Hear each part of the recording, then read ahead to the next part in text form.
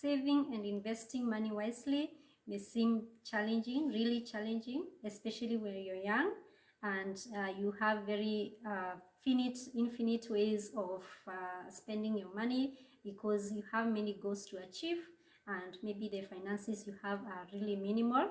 And unfortunately, many young adults are lacking the basic financial knowledge or literacy information that they need to be able to manage their finances better, to even qualify for credit, or to even be able to have a clean bill of health in terms of credit risk. And you'll find that many of these young people are tending to have problems managing small loans that they are taking, maybe mobile loans. And that's why I've prepared this session for you to be able to help you to manage your finances better. So this session is about 4 best financial tips for a young adult. So let's go through each one by one. Number 1 is to set a budget.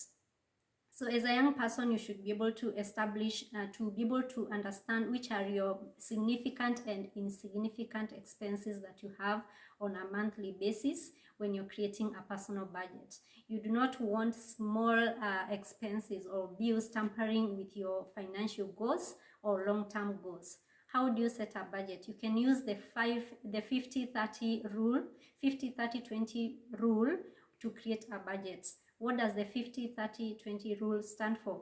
So when you earn your money, you should be able to allocate it to be able to cater for multiple expenses and bills in your life per month. So when you're allocating using the 50-30 rule, the 50% of your earnings should be allocated to needs or essentials. This could be utilities, it could be rent, it could be electricity or water. So at least 50% of your income should be able to cater for that. Another 30% should be able to cater for your wants, which could be like hobbies or entertainment, where the remaining 20% should go to savings and investments or a retirement plan. So when you organize your finances this way, you will have a flexible way of running throughout the month, operating throughout the month without feeling constrained or having the need to have to always rely on debts. Another tip that you can use to manage your finances as a young person is exercising self-control so that you're able to achieve your long-term goals without having to do things like impulse buying, and it's also important that you avoid spending on things that you cannot plan for or for unnecessary items that you know you can forego or postpone. So it's important to exercise self-control if you're planning to have, you've set a budget on the things that you have to achieve within a specific period of time. And then the third tip that you should look into or consider when you're managing your finances as a young person is saving for retirement.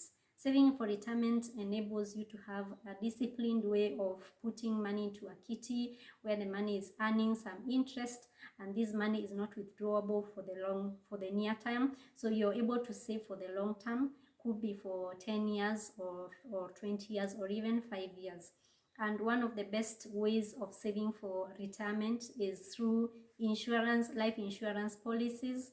You can be able to get some of these products through companies such as ACEA Lion, where you can invest in a life insurance policy that spans up to a period of up to 8 years or 10 years, and it earns interest.